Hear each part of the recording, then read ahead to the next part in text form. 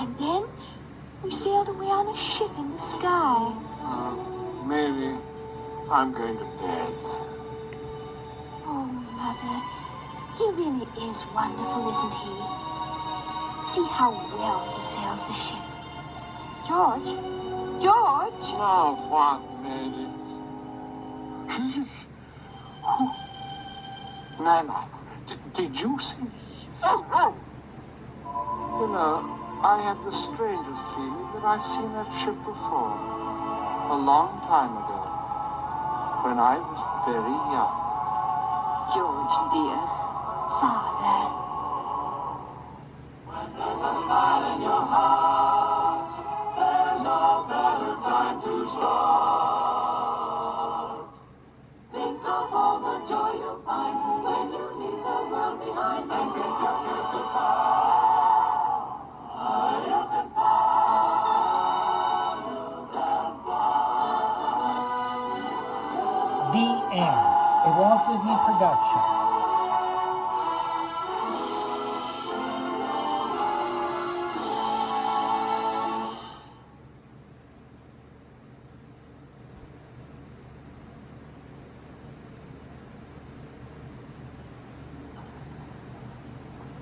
Don't worry, there's nothing wrong with your television set. This is a Pixie Bell. The sound is much too high for human ears. Oh, there you are, Tink. Hey, get that stuff off of me. If you're familiar with the story of Peter Pan, you know that a little sprinkling of Tinkerbell's fairy dust can make you fly. Tink. Tink, wait a minute. Haven't you forgotten something? Aren't you going to take the audience along? Come on, everybody. Here we go. Up to Neverland. Fly away with us, second star to the right and straight on till morning, and discover the behind-the-scenes story of how the timeless tale of Peter Pan was transformed into a soaring Disney classic. But Peter, how do we get to Neverland? The story of Peter Pan began its life on the London stage in 1904. It was written by Scottish novelist and playwright James Matthew Barrie. Sir James Barrie was inspired. I guess he was visited by the muse when he created Peter Pan. It was just a marvelous idea. And the testament is the fact that it's lived all these years and had so many incarnations. He created something that I guess will be immortal. In 1913, a touring company of Peter Pan was seen by this youngster in the small town of Marceline, Missouri. The boy was Walt Disney. He never forgot this epic of boyhood and its unique combination of fantasy and swashbuckling adventure. In 1924, Walt also saw a silent film version of Peter Pan, starring Betty Bronson as Peter. The film contained many innovations, such as a live actress playing Tinkerbell, and special effects that were the state-of-the-art for their day. The silent film, however, adhered to many of the conventions of the stage version of Peter Pan, including the stars rather obviously flying on wires, I flewed. a performer in a dog suit as Nana, and a costumed actor as the crocodile. Walt Disney's efforts to make Peter Pan as an animated feature actually began in the late 1930s during the production of Snow White and the Seven Dwarfs, in an era when Disney's filmmaking imagination was at its peak. Animation was in many ways the ideal medium for Peter Pan because it's a fantasy. Walt Disney himself noted, "The cartoon method gave us many advantages over the stagecraft of Barrie's day, which no amount of pixie dust could cure." Here, for the first time, was a medium where the imagination is limitless. Animation could do anything, and you're so free to do things, to picture things, to show people things that you couldn't do on stage. In 1939, Disney acquired the screen rights, and by early 1940, storyboards were begun. These never-before-seen watercolor illustrations by renowned British artist David Hall were part of Disney's initial work. Hall had also done extensive visual development of Alice in Wonderland for Disney in 1938. In this early version of the story, Nana traveled with Peter and the children to Neverland, as seen in these rare original story sketches.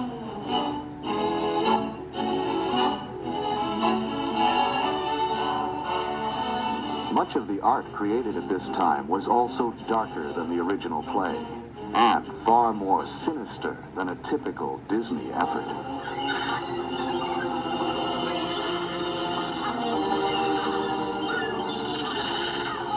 Now, my dear princess, this is my proposition. You tell me the hiding place of Peter Pan, and I shall set you free. Talk. You'd better talk, my dear.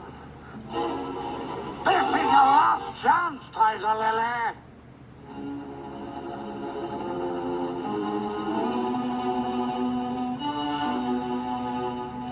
Peter! Here's your spirit.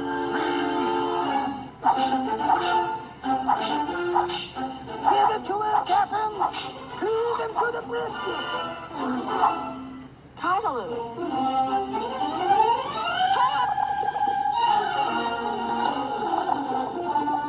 Another part of this early work was an elaborate musical number for Captain Hook's pirate crew, which was ultimately replaced by a different song, The Elegant Captain Hook. An attempt to persuade the Lost Boys to join the pirates' ranks, this earlier song, written by studio music director Frank Churchill along with Ray Kelly, is reconstructed here using a rare song demo recording, coupled with never-before-seen storyboard drawings of the original sequence. Aye, pirates, the only life for red-blooded men. If you're thinking of the future and you'd like a life of ease, if you'd like to make a fortune for your crew, if you've ever had a hanger and to sail the seven seas, then a pirate's life is just the life for you. Yo ho ho, up Canary you must go, so you might as well make up your mind to sign. If you'd like a share of plunder, if you care for blood and thunder, simply step right up and sign a dotted line. By 1941, a basic story structure was completed. However, the onset of World War II stopped the development. After the war, Walt Disney brought Peter Pan back into development. Progress continued throughout the 1940s, including extensive concept art by renowned color stylist Mary Blair. Finally, in 1950, he said, now's the time, let's do it. And they did. The Disney version of Peter Pan has another interesting first. It's the first time a boy was shown as Peter Pan. There had been a tradition from the time of Maude Adams on the stage and right through Mary Martin and in recent years Kathy Rigby, Sandy Duncan, many others have done it, of women playing Peter Pan. But it was something that was broken, a tradition that was broken by Walt Disney by showing Peter Pan as a boy. Now, it's an animated boy, but it was really a boy's voice, and he was depicted as a boy, which is what he's supposed to be.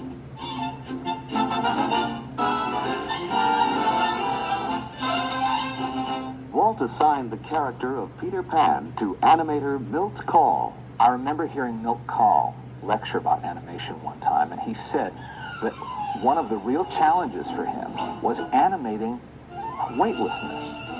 Animating a character who is sort of floating in midair. Not flying, but just sort of floating. It's details like that that we in the audience are not supposed to think about. Of course, we shouldn't. We're involved in the story. Young Bobby Driscoll was assigned to the role of Peter.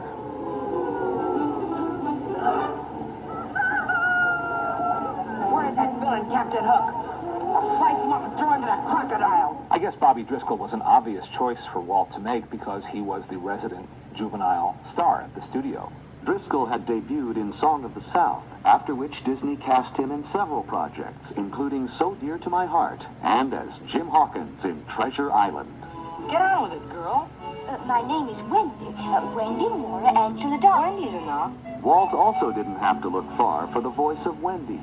he found what he called the gentle and gracefully feminine voice in the same actress who had played Alice in Wonderland, Catherine Beaumont.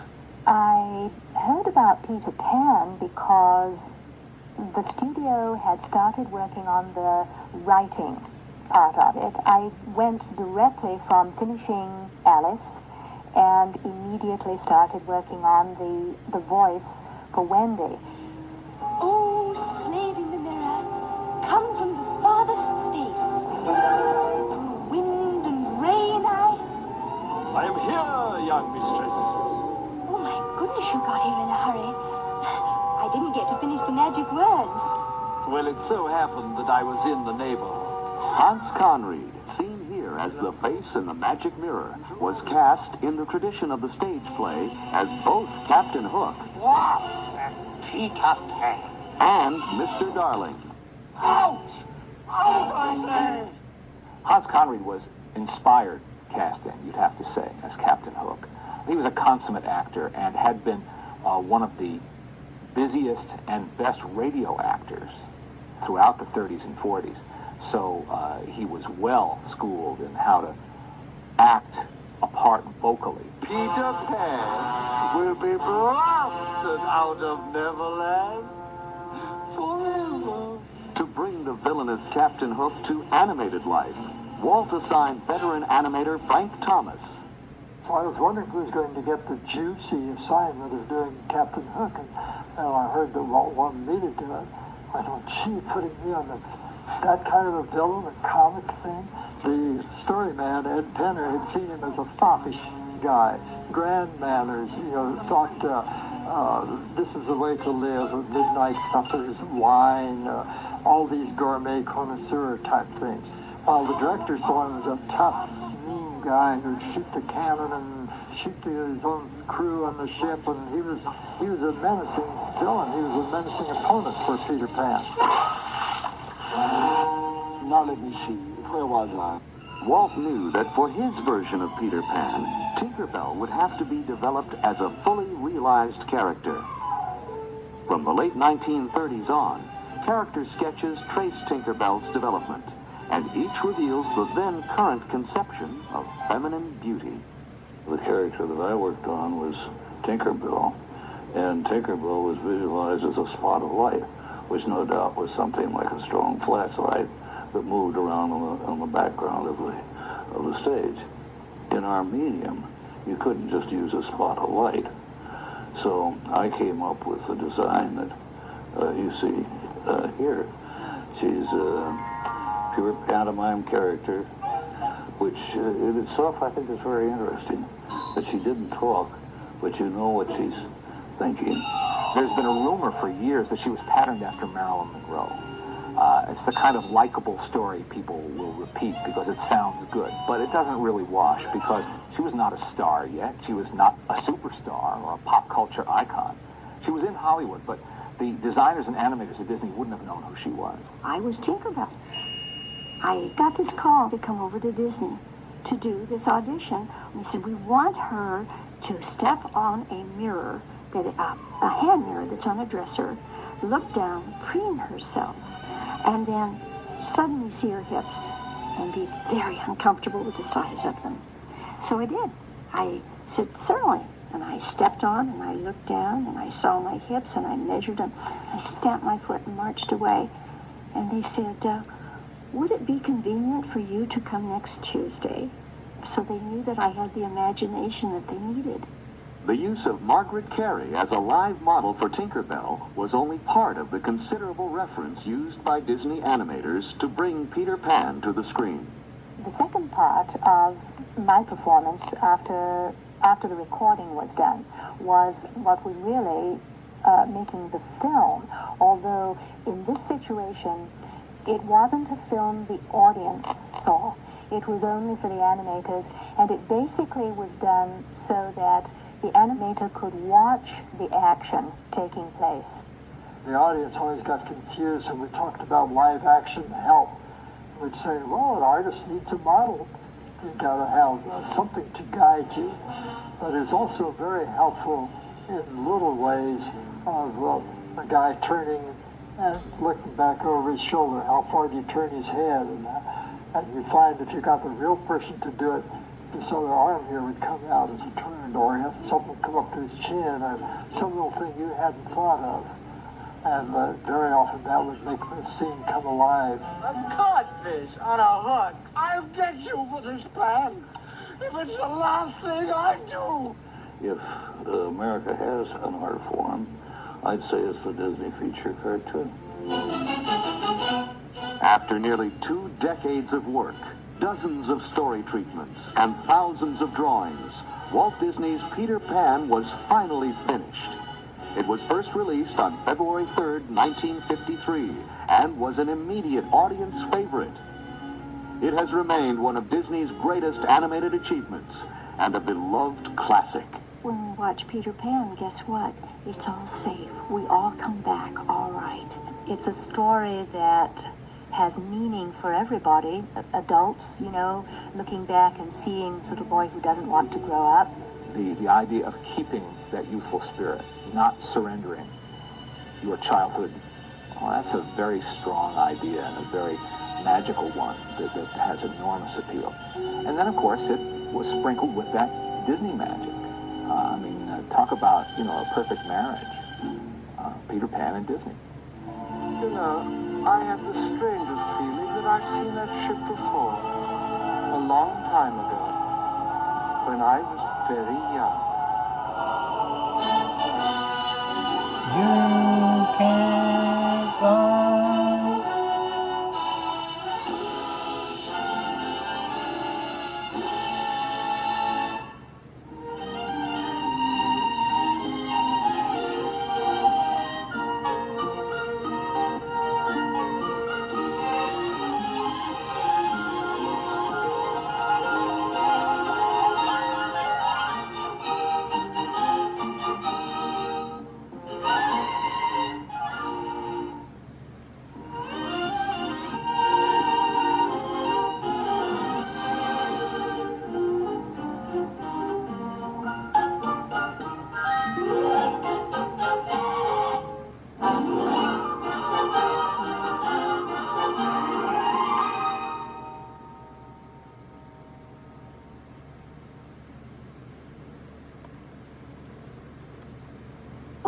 Coming soon to theaters.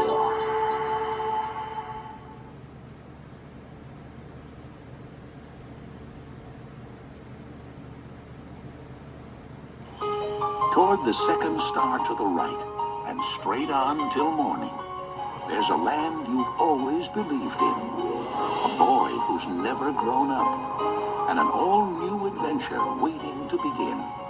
Walt Disney Pictures presents Peter Pan in Return to Neverland. Hello, Wendy. Punish me! I'm not Wendy. I'm her daughter, Jane. Cast off, you mangy dog! I've got a little surprise for you, Peter Pan. For me? Ow! Peter Pan? Tinkerbell? My guess is I'm dreaming. If you're Wendy's daughter, you're gonna love it here. Coming only to theaters, the one and only Peter Pan is back. With new characters. Save me! And new music in an all-new adventure filled with Disney magic. I proclaim you, Jane, a lost boy. A lost girl. How will I ever get back home? The only way out of here is to fly.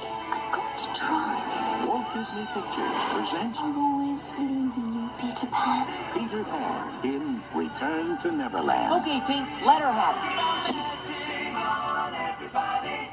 An all-new adventure coming only to theaters February 2002.